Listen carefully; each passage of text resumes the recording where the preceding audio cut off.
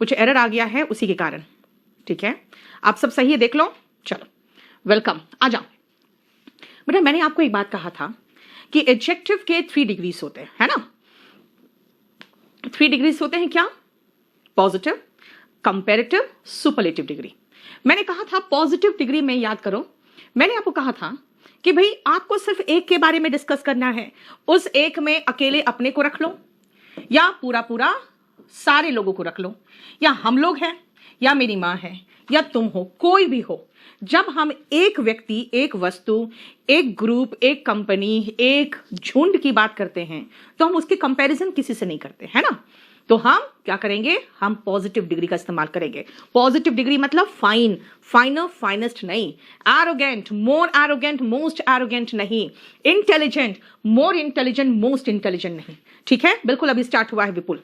चलो अब देखो, अगर हम इसकी बात नहीं करके हम कहें कि नहीं, मैं अपने फादर का नेचर अपने मदर से कंपेयर करना चाहूं, या अपने फादर का नेचर अपने घर के बाकी सभी सदस्य के कंपेयर करना चाहूं, तो मुझे 2 पलड़ा बनाना पड़ेगा, जिसमें एक में मां का नेचर, एक में फादर का नेचर, या फिर एक में फादर का नेचर और एक में बाकी सभी का नेचर।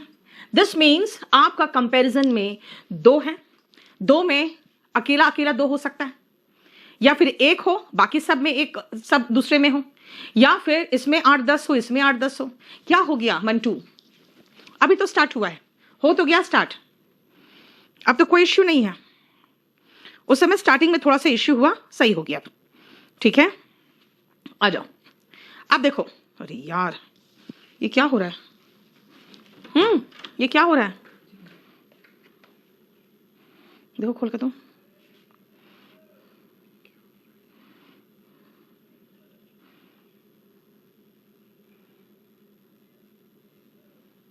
तुम्हारा तो ठीक है, मेरा क्या हो गया? अब तो ठीक है ना, अब तो सब ठीक आ रहा है। ठीक है, अब इसको रिफ्रेश करके आ जाओ बेटा, रिफ्रेश करके आ जाओ। चलो नेक्स्ट आओ, सुनो ध्यान से। मैंने कहा एक में फादर का नेचर, दूसरे में एक और मेंबर का नेचर रखा या सभी का रखा। इसका मतलब जो हम कंपैरिजन करें, अब कंपैरिजन को एक बार रीड करो, फिर आगे बढ़ते हैं, फिर मैं समझाती हूं। अब तो सब सही चल रहा है ना?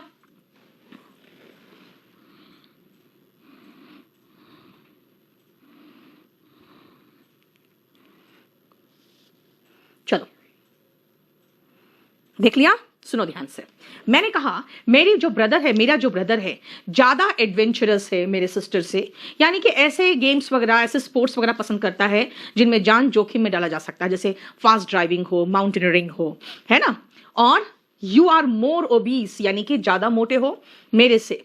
माई सन आपके डॉटर से ज्यादा कर्टियस है, तुम उस लड़की से ज्यादा मेहनती हो।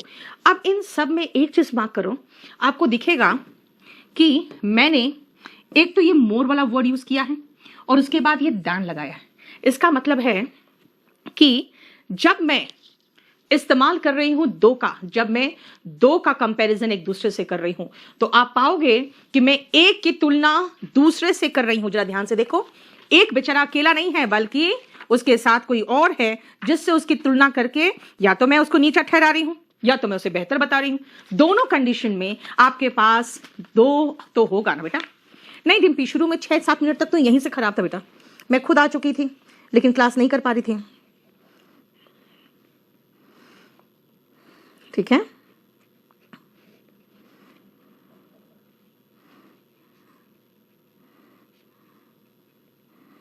क्लियर? अब देखो ध्यान से, नेक्स्ट पेज में यहां पे रतन टाटा का हमने कंपैरिजन किया है, रतन टाटा का कंपैरिजन किया है बाकी सभी इंडस्ट्रियलिस्ट से, यानी कि एनी अदर इंडस्ट्रियलिस्ट, चाहे ऑल अदर इंडस्ट्रियलिस्ट कह सकती थी मैं, यानी कोई भी इंडस्ट्रियलिस्ट को ले लो, उससे रतन टाटा ज्यादा दिलदार है, राइट। यानी यहां पे आपने देखा एक तो दैन का इस्तेमाल है ना, लेकिन फिर यहां पे देख रहे हैं 2 का इस्तेमाल। बेटा इससे रिलेटेड 3-4 पॉइंट से जो मुझे सिखाना है, इसीलिए सबसे पहले आप ये देखो, इसका नंबरिंग गलत है, देखो फिर मैं समझाती हूं।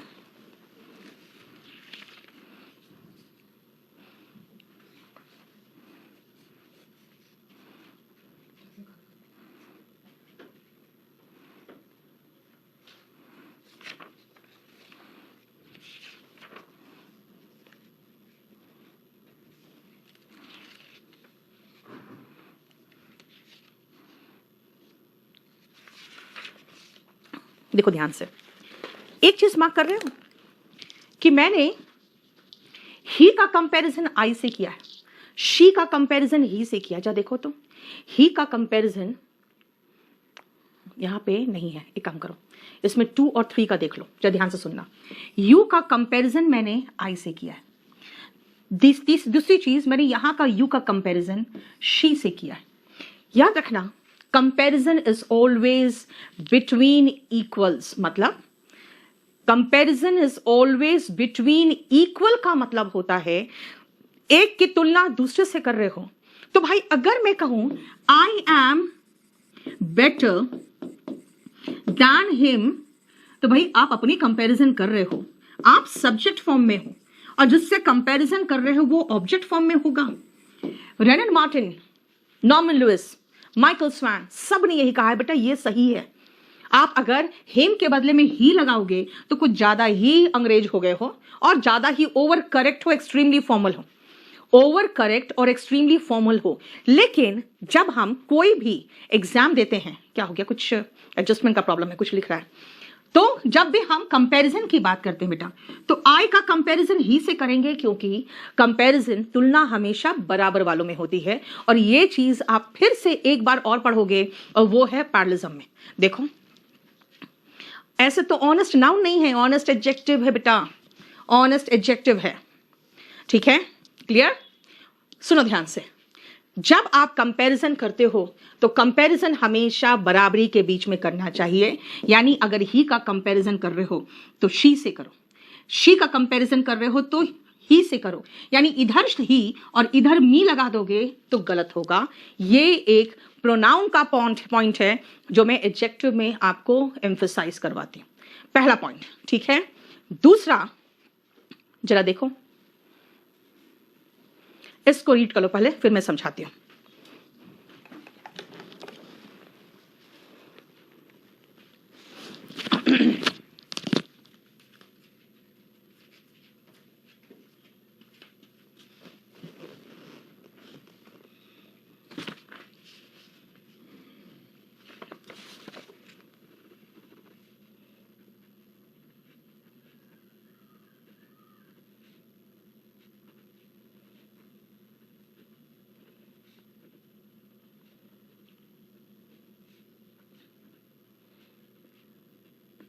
देख लिया, अब सुनो ध्यान से बेटा। एक चीज आपने देखा 6 और 7 एग्जाम्पल में, जरा देखो तो। यस, अभी रुको विक्रांत, अभी बहुत अच्छे से इस पॉइंट को डिटेल में समझाऊंगी मैं, पहले ढंग से समझो। आपने एक चीज देखा कि मैंने कंपैरिजन किया, तो कहोगे कि आप बिल्कुल सही है, यू सब्जेक्ट के प्लेस पे है तो इसका कंपैरिजन भाई सब्जेक्ट से ही हो सकता है ना। अगर ये कहोगे आम नहीं लगाएं तो कोई बात नहीं, आम नहीं लगाओगे चलेगा, आम तो अंडरस्टूड है। उसी तरह से मैं इज नहीं लगाऊं तो कोई बात नहीं, इज अंडरस्टूड है क्योंकि शी के बाद वर्ब लगाओगे ना इज, लेकिन हर के बाद इज नहीं लगा सकते ना। शी इज कमिंग कहते हो, हर इज कमिंग कहते हो, नहीं। देखो ध्यान से, सब्जेक्ट है ये, कंपैरिजन सब्जेक्ट से हुआ, ये सब्जेक्ट है, कंपैरिजन सब्जेक्ट से हुआ। क्यों? इसलिए तो आपके घर वाले भी हमेशा शादी भी करना चाहते हैं आपका तो अपने लेवल में करना चाहते हैं, है ना, क्योंकि कहते हैं ऐसे एडजस्टमेंट ठीक होगा। वही है, रिजर्वेशन भी क्या किया, एक लेवल तक पहुंचा दिया दोनों को और फिर कहा अब मुकाबला कर लो, ठीक है। इसका मतलब है कि comparison is always between equals. लेकिन ठीक है, यहां पे ऐसा क्या है, यहां पे अगर आप कंपैरिजन कर रहे हो तो कंपैरिजन जो भी सिखाया है ही का कंपैरिजन आई से करो। क्यों? मी से क्यों किया हुआ है, खुद सोचो, मी से क्यों किया है, और सीनियर के बाद डान नहीं लगा के टू क्यों लगाया गया, ये देखो बेटा। ऑनेस्टी होता है नरेंद्र, ऐसे थोड़ी आप किसी का कुछ भी बना लोगे। नाउन ऑनेस्टी होता है, ऑनेस्टी क्या होता है, सुनो ध्यान से। अगर कोई एडजेक्टिव IOR में खत्म हो, ऐसा कौन कौन सा एडजेक्टिव हो सकता है, कौन कौन सा हो सकता है, देखो, senior, junior, superior, inferior, prior. Prior का मतलब होता है से पहले। ऐसे एडजेक्टिव्स के बाद दान नहीं, एक तो THAN और THEN का फर्क जानो। THAN मुकाबला करता है, कंपैरिजन करता है, देखिए सारे में कंपैरिजन था, है ना। और THEN का मतलब तब होता है, ध्यान रखना आपको, THAN कई बार दे देता है। जब हम कंपैरेटिव डिग्री इस्तेमाल करते हैं तो कंपैरिजन करते हैं, और कंपैरिजन करने के बाद अगर उस व्यक्ति या उस वस्तु का उल्लेख करना चाहते हो जिससे कंपैरिजन किया गया है तो THAN का इस्तेमाल जरूर करोगे। हो गया। लेकिन अगर एडजेक्टिव IOR में खत्म हो तब फिर than नहीं to का प्रयोग होता है। तब than नहीं to का प्रयोग होता है। Okay fine. 3 चीज सीखा, 3 चीज आपने सीखा। क्या सुनो, कंपैरिजन करना है किसके बीच में, 1 का 1 से, ओके ये 4 का 1 से, ओके ये ढेर सारे का 2 से, कोई बात नहीं। कितने कंपार्टमेंट में रखे हो, ओके 2 ही कंपार्टमेंट है, 2 कंपार्टमेंट के बीच में कंपैरिजन है तो कंपैरेटिव डिग्री चाहिए। कंपैरेटिव डिग्री मतलब वाइज नहीं वाइजर, एरोगेंट नहीं मोर एरोगेंट, इंटेलिजेंट नहीं मोर इंटेलिजेंट, ओके फाइन नहीं फाइनर, मतलब वो बीच वाला कंपैरेटिव डिग्री। ठीक है, लगा दिया। और जिससे कंपैरिजन कर रहे हो क्या, अभी रुको बेटा, एक्सटीरियर रुको, जिससे कंपैरिजन कर रहे हो क्या वो कंपैरिजन जिससे किया जा रहा है उसका उल्लेख है क्या, Ratan Tata is more generous, okay किससे कंपेयर कर रहे हो नहीं पता, चलो मोर जनरस का मतलब हो गया रतन टाटा ज्यादा जनरस है, नहीं बाकी इंडस्ट्रियलिस्ट का भी नाम लिखना है, ओके फाइन, तब लिखना पड़ेगा Ratan Tata is more generous than other industrialist. इसका मतलब जब जिससे कंपैरिजन करना है उसका भी उल्लेख करना है तो THAN लगाते हैं। बेटा नो सूनर दैन वो कंजंक्शन का जोड़ा है, उसको भूल जाओ। हम यहां पे THAN लगाते हैं, THEN नहीं लगाते, ओके ठीक है। यानी वाइजर, फाइनर, मोर एरोगेंट, मोर जेनरस, यानी कि बीच वाला कंपैरेटिव डिग्री के बाद THAN लगता है, ओके फाइन। तो फिर सीनियर के साथ 2 क्यों लगाया, senior, junior, inferior, superior, prior, इसमें 2 मैंने छोड़ दिया इसीलिए क्योंकि वो जनरली हम कंपैरेटिव डिग्री में यूज नहीं करते ज्यादा, जिसे एक्सटीरियर और इंटीरियर भी कह सकते थे। जो भी एडजेक्टिव IOR में खत्म होता है उनके साथ than नहीं to लगेगा, ओके क्यों लगेगा, और ऐसा क्या है कि आपने सब्जेक्ट टू सब्जेक्ट कंपैरिजन किया तो यहां मी के बदले में I लगाओ, नहीं बेटा यहां पे कंपैरिजन नहीं है, कंपैरिजन होता तब हम दान लगाते, यहां कंपैरिजन नहीं है। क्यों नहीं है कंपैरिजन, भाई मैं कहना चाहती हूं कि मैं इस कंपनी में बाद में आई हूं, he is senior to me, मेरे लिए ये व्यक्ति सीनियर है, मेरे लिए ये सीनियर है।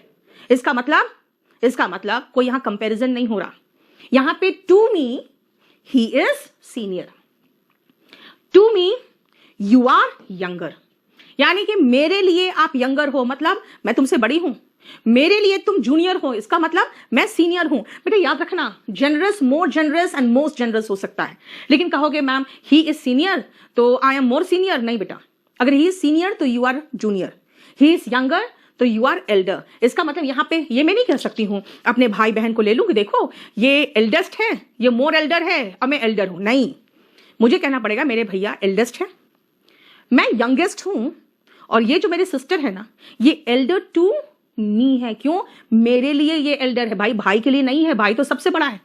इसका मतलब ऐसे कंडीशन में ये कंपैरिजन नहीं हो रहा, मेरे हिसाब से ये एल्डर है, मेरे हिसाब से वो एल्डेस्ट है और मैं यंगेस्ट हूं, इसका मतलब हम ऐसा लिख रहे हैं दिस मीन्स। जब आप कुछ भी याद नहीं रखना है, हम इतना एक्सप्लेनेशन दे रहे हैं आपको सिर्फ समझाने के लिए, क्योंकि आज टेक्नोलॉजी की वजह से हम आप तक पहुंच गए। जब मेरे पास टेक्नोलॉजी नहीं था, सिर्फ एकमात्र किताब थी, तो मैं क्या किया, मैंने अपने वॉल्यूम 1 में सिर्फ ये लिखा कि IOR में खत्म होने वाले सभी एडजेक्टिव्स के साथ टू आएगा, फाइन, टू के बाद प्रोनाउन का ऑब्जेक्ट फॉर्म आएगा। भाई क्यों, टू भी तो प्रपोजिशन है जैसे दैन प्रपोजिशन है, अब कहां से एक्सप्लेन करूं आपको, मैंने खाली इतना कह दिया कि भाई जब कंपैरिजन करते हो तो कंपैरिजन बिटवीन इक्वल्स होगा, इसीलिए सब्जेक्ट का कंपैरिजन सब्जेक्ट से करो, ऑब्जेक्ट का कंपैरिजन ऑब्जेक्ट से करो, कंपैरेटिव डिग्री इस्तेमाल करोगे तो दैन लगा देना, ठीक है, और सब्जेक्ट का सब्जेक्ट से कर लेना। फिर मैंने आगे लिख दिया अगर कंपैरेटिव डिग्री IOR में खत्म हो तो उसके साथ टू लगाओ और टू के बाद प्रोनाउन का ऑब्जेक्ट फॉर्म लगाओ, ठीक है, ऐसे करके खत्म हो गया, दैट्स इट। समझ में आया? रिंकी एंड एवरीवन ध्यान से सुनना, एवरीवन आपके कैशे को क्लियर कर लो, आपका वीडियो का जो पॉज हो रहा है प्रॉब्लम बंद हो जाएगा, ठीक है, अपने कैशे को क्लियर कर लो, और अगर नहीं बंद हो रहा है प्रॉब्लम है तो बेटा मुझे कह के कोई फायदा नहीं है। और ये मैं लगभग हर क्लास में लिख रही हूं, आप लोग हर क्लास में मुझे डिस्टर्ब करते हो। रिंकी आपने इतनी बार लिखा, सबका मैसेज चला गया नीचे। अभी क्यों कुलदीप तुम आगे आगे भागते हो, हमको नहीं समझ में आता है। अभी मोर पढ़ा रही हूं, तुमको मोस्ट चाहिए पहले।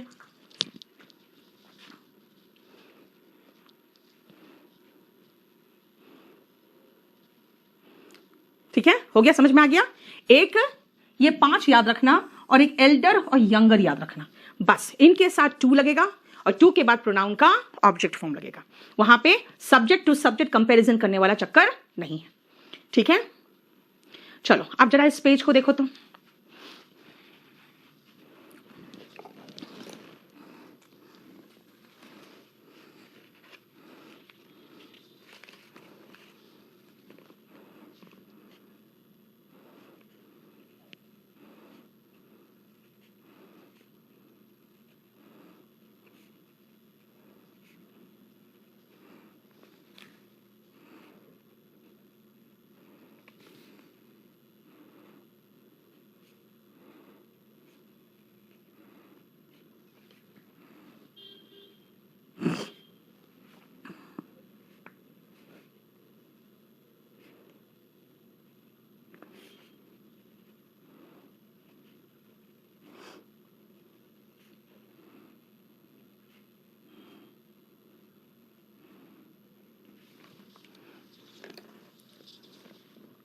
डिम्पी कौन है?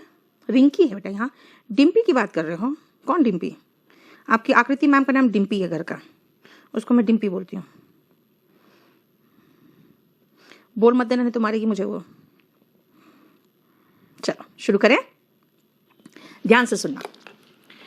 अब ये सारे बच्चे बैठे हुए हैं क्लास में, ठीक है ना। अब आप कहोगे मैम इसमें से सबसे ज्यादा इंटेलिजेंट कौन है, तो मैं सब में से कहूंगी she is the most intelligent, she is the tallest and she is the shortest and he is the fittest. मतलब सब में से जब एक को निकाला जाए, मतलब ध्यान से सुनना, ध्यान से सुनना, क्या बोल रहे बेटा? कंपेयरिंग मेनी, यस, कंपैरिजन एक का कई से आ रहा है, लेकिन बेटा कंपार्टमेंट तो दो है ना। फिट का फिटर होता है। अभी आ रहे विशाल, रुको, वो सारा कराएंगे, सुनो ध्यान से। मैंने पहला कहा था कि शी इज इंटेलिजेंट, ओके। फिर मैंने कहा था पीपल आर वाइज, ओके, सब पीपल को, लेकिन कंपार्टमेंट तो एक ही था, बस एक ही कंपार्टमेंट था। सेकंड में मैंने कहा कि my father is visor then my uncle, 2 compartment बनाया। अब मैं सारे को ले रही हूं, सबको, और सब में से एक को चुन के निकाल ले रही हूं। यानी इतने लड़कियों में से एक को निकाल लिया कि सबसे ज्यादा इंटेलिजेंट है, दूसरे को निकाला टॉलेस्ट है, तीसरे को निकाला सब में शॉर्टेस्ट है, फिर एक को निकाला सब में फिटेस्ट है। मतलब in such cases we use comparative degree when one is chosen out of all. देखो, one is chosen out of all, we use comparative degree, नहीं सुपरलेटिव डिग्री। ठीक है, जब एक की तुलना दूसरे से हो कंपैरेटिव, जब एक की तुलना सभी से हो तो सुपरलेटिव डिग्री। आ जाओ देखो,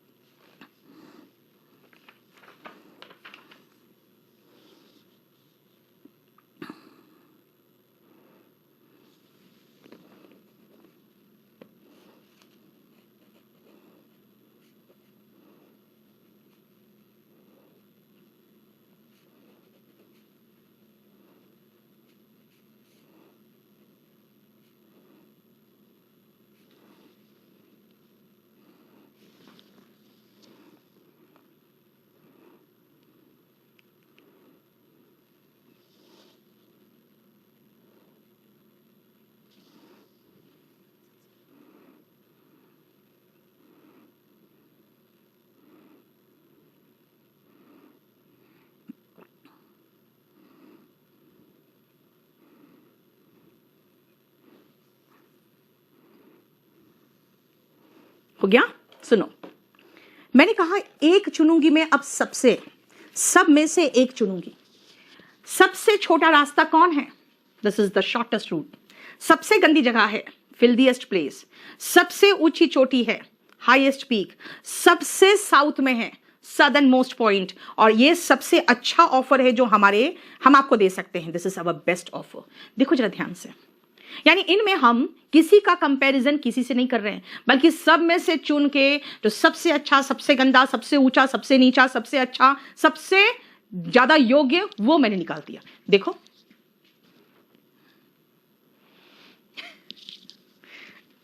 जितेंद्र, तुम लड़कियों को बहुत देख रहे हो। क्या आपने ये नोटिस किया, कि हमने सुपरलेटिव डिग्री के पहले आर्टिकल द का इस्तेमाल किया है? यही तो नेक्स्ट पेज में। या फिर क्या आपने ये चीज नोटिस किया कि अगर आर्टिकल द नहीं था तो मैंने एक पजेसिव एडजेक्टिव तो पढ़ा नहीं है, योर, माई, हिज, है ना, ये हमने इस्तेमाल किया है। देखो आर बेस्ट ऑफर, देखो, यानी सुपरलेटिव डिग्री के पहले क्या यूज किया है? सुपरलेटिव डिग्री के पहले या तो आर्टिकल द या फिर हमने एक पजेसिव एडजेक्टिव का इस्तेमाल किया। कौन कौन है? जैसे your, my, his, her, our होगा, देयर होगा, इट्स होगा, है ना। क्लियर? बोलो, समझ में आया?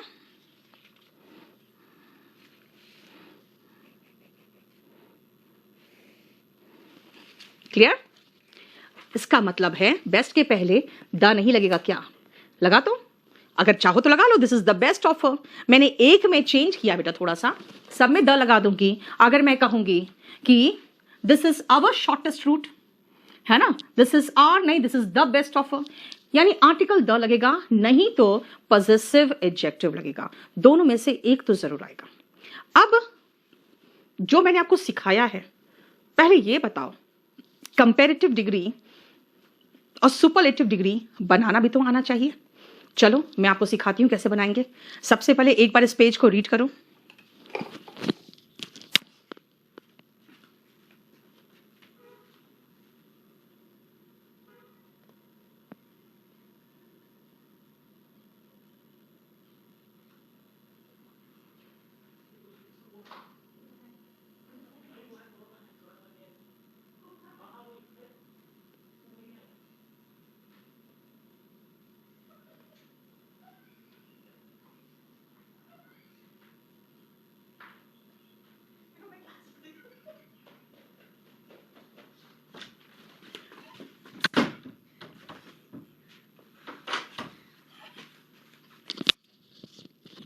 हाँ, this is the best offer, सही है। देखो अब आ जाओ, कंपैरेटिव और सुपरलेटिव डिग्री कैसे बनेगा। देखो बहुत आसान है, ER EST लगा दो। कहां? ऐसे बन गया। देखो पॉजिटिव में ER लगाते हैं, कंपैरेटिव बन जाता है। पॉजिटिव में EST लगाते हैं, सुपरलेटिव डिग्री बन जाता है। ठीक है? क्लियर? नेक्स्ट आओ, आर बेस्ट। आर्स बेस्ट क्या होता है बेटा? तब तो फिर आप नाउन यूज नहीं कर सकते उसके बाद।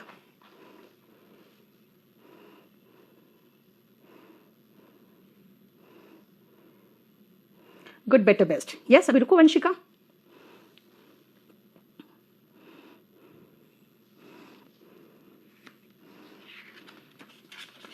इस पेज को देखो। अब सुनो, तब क्या करें जब पहले से ही ई लगा हो। भाई पॉजिटिव में ER लगा के कंपैरेटिव बना रहे थे, लेकिन पॉजिटिव में तो पहले से ही लगा है। यार कॉमन सेंस की बात है, पहले से ही लगा तो सिर्फ आर लगा दो ना।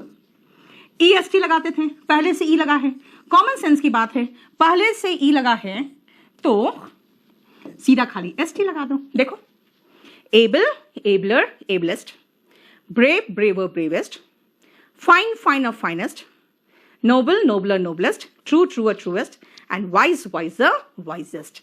ठीक है? चलिए इस पॉइंट को बहुत सीरियसली देखना। वाह रिंकी, तुमने तो एग्जाम्पल देकर हम खुश कर दिया। वाह विक्रांत, तुम दोनों साथ में पढ़ रहे हो क्या?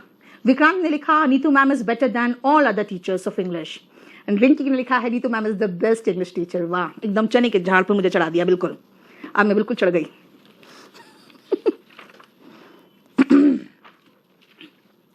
इसको देखो, इसको समझाना है मुझे।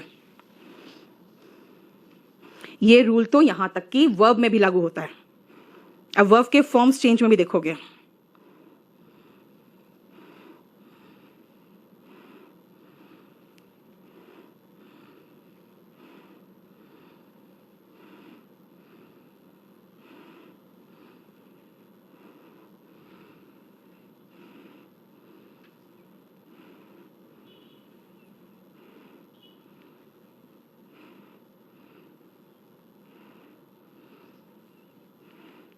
देख लिया?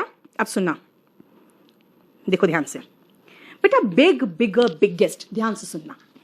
बिग, बिगर, बिगेस्ट। बिग सबसे पहले बोलते हो, बोलने पर ध्यान से देना, देखना तो। Big, fit, hot, sad, thin, wet. देख रहे हो? लास्ट में कॉन्सोनेंट है और उसके पहले एक शॉर्ट वर्बल है, एक वर्बल है, सिंगल वर्बल है। देखो तो, अगर लास्ट में कॉन्सोनेंट है, उसके पहले एक सिंगल वर्बल है, तो क्या करें? जो लास्ट का कॉन्सोनेंट है ना, उसको डबल कर दो। देखो, फिर ER लगा दो। लास्ट का कॉन्सोनेंट डबल कर दो, फिर EST लगा दो। देखो ध्यान से, है ना? वर्ब का भी सेम रूल है, वर्ब का रूल है, बिल्कुल सेम है रिंकी, वही रूल है। ठीक है, अब सुनो ध्यान से। लेकिन तब क्या करें कि लास्ट में तो कॉन्सोनेंट आ रहा है, लेकिन उसके पहले सिंगल वर्बल नहीं, डबल वर्बल आ रहा है। ओके, डबल वर्बल आ रहा है, तब तो कुछ नहीं कर सकते, सीधा ER और EST लगा दो। जो नॉर्मल रूल है वो फॉलो कर दो। देखो, ठीक है। नेक्स्ट देखो, ये भी वर्ब के रूल में आता है। सबका मीनिंग दिया हुआ है बेटा। यहां नीचे वाला जो वर्ड देखना, मैरी है, मैरी नहीं है, मैरी है।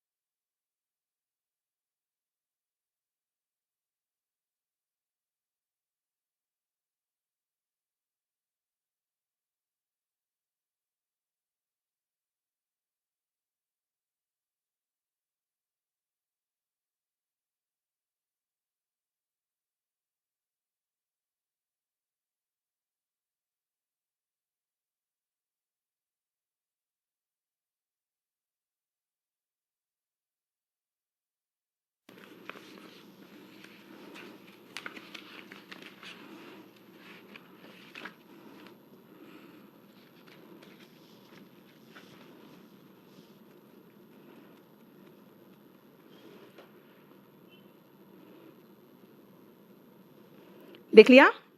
सेम रूल है जो वर्ब में था। क्या? कि लास्ट में Y है और उसके पहले AEIOU नहीं है, कॉन्सोनेंट है। ऐसे कंडीशन में क्या करें? कंपैरिजन, कंपैरेटिव डिग्री बनाने के लिए इस Y को I में टर्न करो और फिर ER लगाओ। ओके, सुपरलेटिव बनाना है तो इस Y को I में टर्न करो और फिर EST लगाओ। तभी तो dry, drier, driest, happy, happier, happiest, heavy, heavier, heaviest, pretty, prettier, prettiest. Marry मतलब देखो, मैरी नहीं है, मैरी है, प्रसन्न यानी खुश, मैरियर, मैरिएस्ट। लेकिन तब क्या करें? लास्ट में Y है और उसके पहले वर्बल है, कॉन्सोनेंट नहीं है। फिर तो कुछ नहीं करो, सीधा खाली ER और EST लगा दो। देखो, मैरी, मैरी क्रिसमस कहते हैं ना। देखो, ठीक है। नेक्स्ट आओ, अब इसको देखो।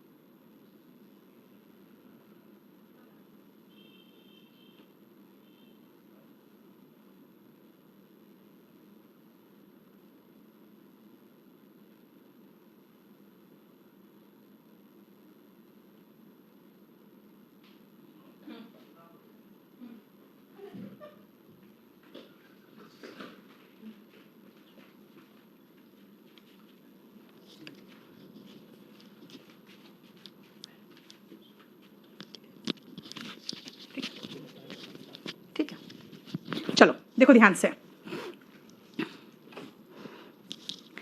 नेक्स्ट आओ, खुद सोचो, इसका सिलेबल्स पकड़ो बेटा, सिलेबल्स। अब बोलो कि सिलेबल्स क्या है, ध्यान से सुनना। Beautiful, courageous, intelligent. देख रहे हो जितने शब्द खंड होते हैं ना, शब्द खंड, यानी कि कितनी बार आपने टंग को ट्विस्ट करते हो तब वो वर्ड निकलता है। जैसे अगर मैं कहूं ब्यू, चलो खैर ब्यू आधा बा हो जाता है, ब्यू। टी फुल 3 बार, इंटेलिजेंट 4 बार, करेजियस 4 बार, है ना। इसका मतलब है कि 3 या 3 से अधिक जो शब्द खंड वाले वर्ड्स होते हैं ना, 3 और मोर देन 3 सिलेबल्स वाले शब्द, उनके साथ कुछ नहीं करना है, सिर्फ मोर और मोस्ट लगा दोगे तो कंपैरेटिव और सुपरलेटिव डिग्रीज बन जाएंगे। देखो ठीक है, उनके कंपैरेटिव और सुपरलेटिव डिग्रीज बन जाएंगे। अब आओ ऐसे कंडीशन में आप क्या करोगे, अगर वो 2 शब्द खंड का हो तो बेटा बहुत सारे रूल्स बता दिए आपको मैंने। कभी कभार एक आध एक्सेप्शन होता है, जैसे प्लेजेंट 2 ही है, प्लेजेंट है ना, 2 ही शब्द खंड है, लेकिन इसमें भी मोर और मोस्ट लगा है, इसका हम कुछ नहीं कर सकते। ठीक है, क्लियर। अब आओ, रुको सदन मोस्ट बताती हूं बाद में, रुको अभी रुक जाओ। अब आओ, कुछ ऐसे कंपैरेटिव एंड सुपरलेटिव डिग्रीज है, उनका आप कुछ कर ही नहीं सकते, वो बिल्कुल टोटली चेंज हो जाता है ना, वो टोटली चेंज हो जाता है। देखो तभी तो प्लेजेंट बताया राजदीप आपको, तो बिल्कुल एक्सेप्शन चलता है। और ये सारे हैं जिससे सबसे ज्यादा क्वेश्चंस आते हैं।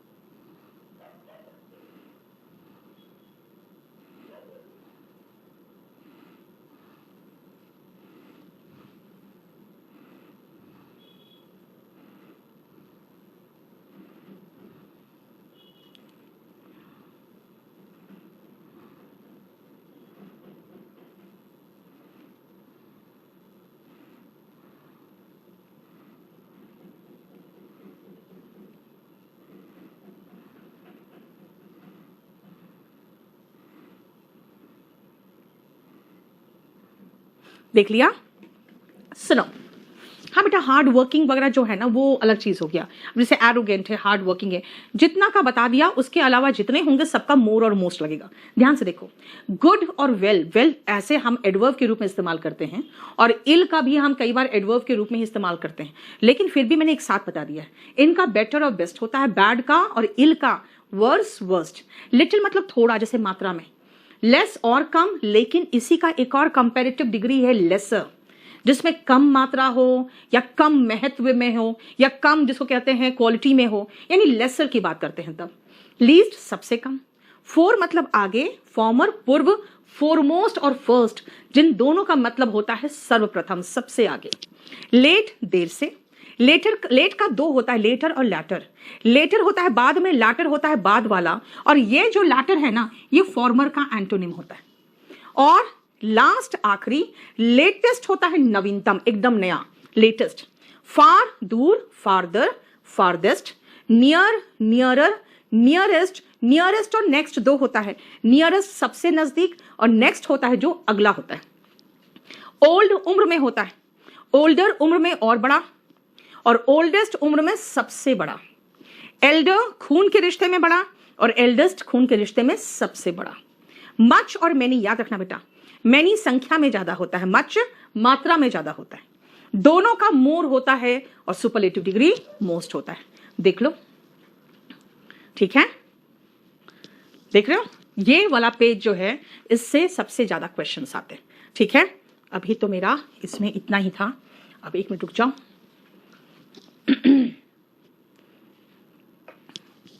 आप लोग का वोकैब कहां चल रहा था? देखो तो जरा एक बार वो क्या अपना, आई थिंक हम 12th में थे, कहाँ तक हो चुका था?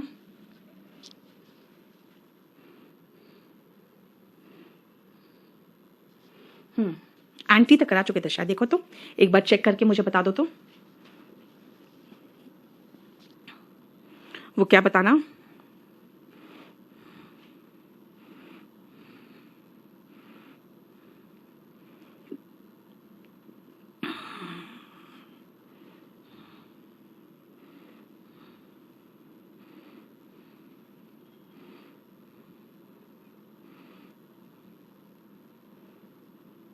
वेल का बेटा बेटर बेस्ट ही चलेगा।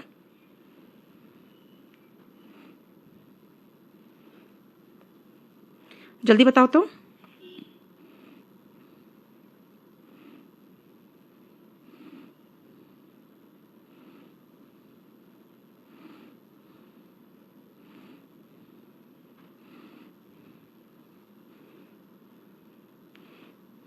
जल्दी बताओ।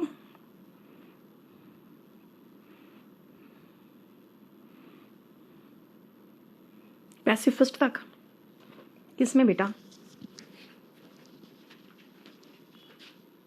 कौन सा वो कैब चल रहा था? क्योंकि मेरा स्टाफ आज नहीं है अभी यहाँ पे, इसलिए पूछ रही हूँ आपसे। 12 नंबर में कहाँ पे?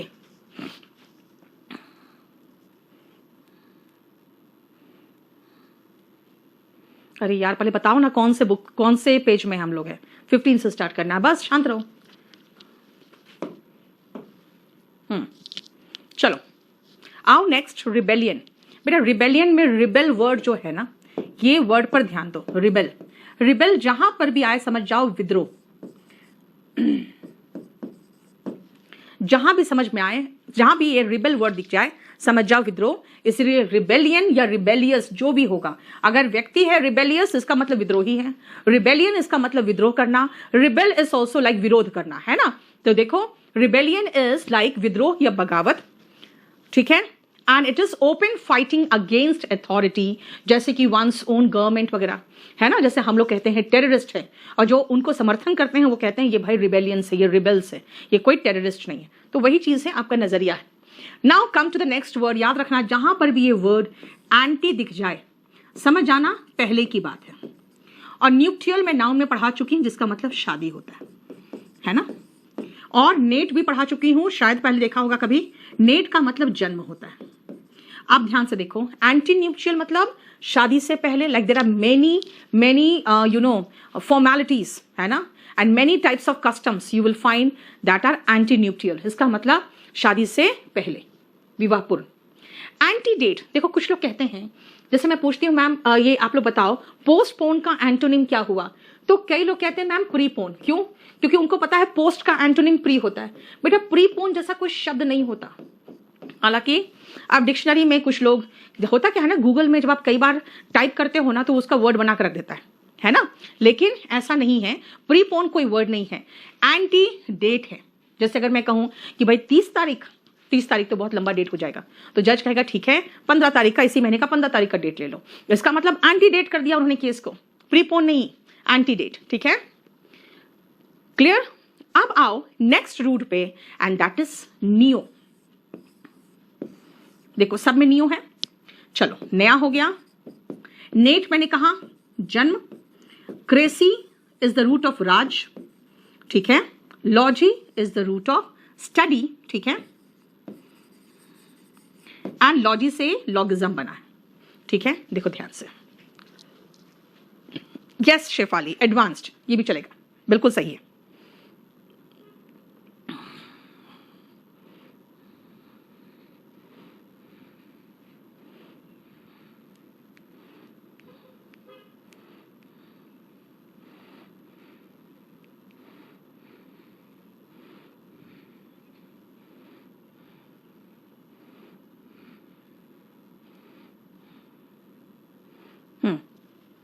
चलो नेक्स्ट सुनो। नियोनेटल मतलब, नियोनेटल होता है बट अभी अभी जो बिल्कुल नया नया पैदा हुआ है। नियोनेटिसाइड पता क्या होता है? जो नया नया बच्चा अभी जन्मा है उसकी हत्या इस नियोनेटिसाइड। इसलिए नियोनेटल का मतलब होता है जो अभी अभी पैदा हुआ है, ठीक है। नियोक्रेसी, भाई नए नए लोग हैं जिनके द्वारा शासन चलाया जा रहा है। कई लोग जब शुरू में केजरीवाल यहाँ के चीफ मिनिस्टर बने तो लोगों ने कहा यार नियोक्रेसी आ गया, नए नए लोग जो इनएक्सपीरियंस्ड, जिनको कुछ भी नहीं आता, वो राज करेंगे। और यही इल्जाम बीजेपी पे भी लगा जब उन्होंने डीमोनेटाइजेशन कर दिया, उसके बाद जीएसटी अचानक 6 महीने के अंदर लगा दिया, सारे बिजनेसमैन बर्बाद हो गए। तो उनका कहना था कि नियोक्रेसी है यहाँ पे। नियोक्रेसी मतलब नए नए लोग जब शासन करते हैं, जिनको शासन करने का कोई अनुभव नहीं है, अनुभवहीन लोगों के द्वारा शासन is neocracy. What is neology? Mobile आया, सामने कैमरा आया, अपनी फोटो हम खुद ले सकते हैं। अब भाई कैसे बोलूं, मेरी फोटो खुद ही ले रही हूं मैं। अब ये इतना लंबा चौड़ा सेंटेंस तो नहीं बनाएंगे, है ना, तो कहेंगे सेल्फी। What is selfie? एक नया वर्ड आया, क्यों? क्योंकि नया वर्ड की जरूरत थी हमें। उसी तरह से इकोनॉमिस्ट ने कहा भाई हम कितनी बार बोले they have house, they have good food, they have education, they have everything. बोला इतना क्यों बोले? अरे भाई जिनके पास सब कुछ है उनको हैव्स बोल दो, और जिनके पास कुछ नहीं उसको हैव नॉट्स बोल दो। इसका मतलब नया नया शब्द का आविष्कार कर लिया। So what is neology? Neology is the coining. Coining मतलब होता है बनाना। ये सिक्का से बना हुआ वर्ड नहीं है, ये आईएनजी फॉर्म में ये वर्ब है। इसका मतलब नया नया बनाना, कोई एक नया शब्द या फ्रेज, है ना। और उसी शब्द या फ्रेज जो नया नया बनाया गया ना, जैसे सेल्फी, हैव्स, हैव नॉट्स, उनको हम नियोलॉगिज्म कहें। कुछ नए शब्द हैं, बाद में जाके पुराने हो गए वो, लेकिन नए नए शब्द को नियोलॉगिज्म कहेंगे। अगर मान लो कोई ऐसा शब्द आपने कहा, मैंने कहा यार मैंने तो सुना नहीं है ना, भाई मैं इंग्लिश पढ़ाती हूं, मैंने नहीं सुना इस शब्द को, इट मस्ट बी अ नियोलॉगिज्म, यानी नया नया शब्द होगा, मुझे क्या पता मीनिंग क्या है इसका। ठीक है, so this is neology is coining of new words and neologism is a new word. ठीक है, जरा इस पेज को देखो एक बार, फिर कराती हूं मैं आपको।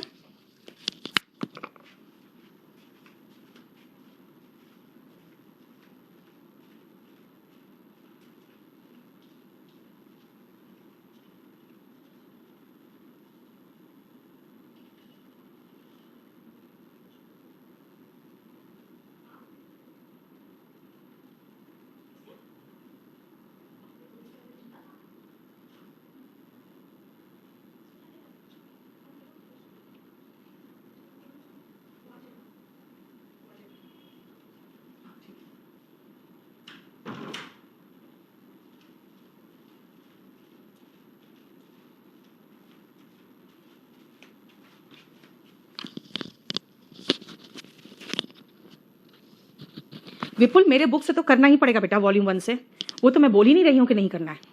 अब आओ नेक्स्ट पेज देख लिया, चलो ध्यान से देखो। मॉर्फोलॉजी जब आप पढ़ते हो ना, अगर आप डॉक्टर हो मॉर्फोलॉजी पढ़ोगे तो आप स्ट्रक्चर पढ़ते हो, आप इंसान के शारीरिक स्ट्रक्चर के बारे में वो सब पढ़ते हो। ठीक है, जब भी आप बायो में फाइटा पढ़ते हो ना, फाइटा पढ़ते हो, इसका मतलब होता है कि आप स्पीशीज के बारे में पढ़ रहे हो। ज्ञानी जब पढ़ते हो इसका मतलब शादी होता है। ठीक है ना, क्लियर? तो फाइट या फाइटा का मतलब होता है नया नया, ये सॉरी, किसी इंसान या कोई स्पीशीज के बारे में। ऐसे हमें इसका काम यहाँ पे नहीं है, इसीलिए मैं लिखना नहीं चाह रही थी, लेकिन लिख दिया। चलो नेक्स्ट वर्ड आओ। फिल जहां दिख जाए समझ जाओ लव की बात है। और एंड्रोशियम एंड गाइनीशियम आप पढ़ते हो कहाँ? बायो में, फूलों में पढ़ते हो। एंड्रोशियम जो होता है वो मेल रिप्रोडक्टिव ऑर्गन्स होते हैं। ठीक है, यानी हमें इस पेज में इतने रूट्स देखने हैं। देखो इस पेज में आप इतने रूट्स देखोगे।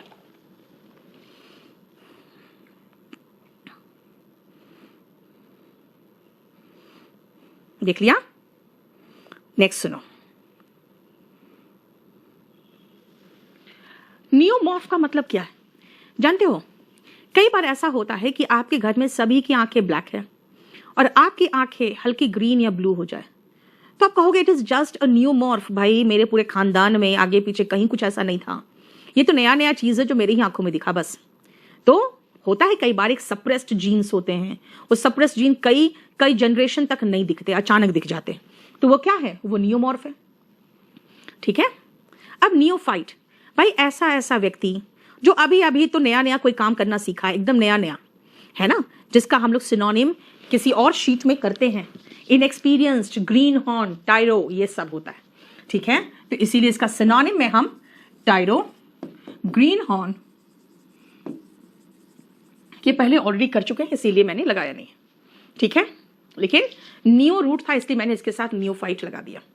नियोगैमिस्ट, गैमी मतलब शादी, जो नियोगैमिस्ट होते हैं इसका मतलब वो अभी अभी शादी किए, इसका मतलब है कि शादी हाल फिलहाल हुआ है।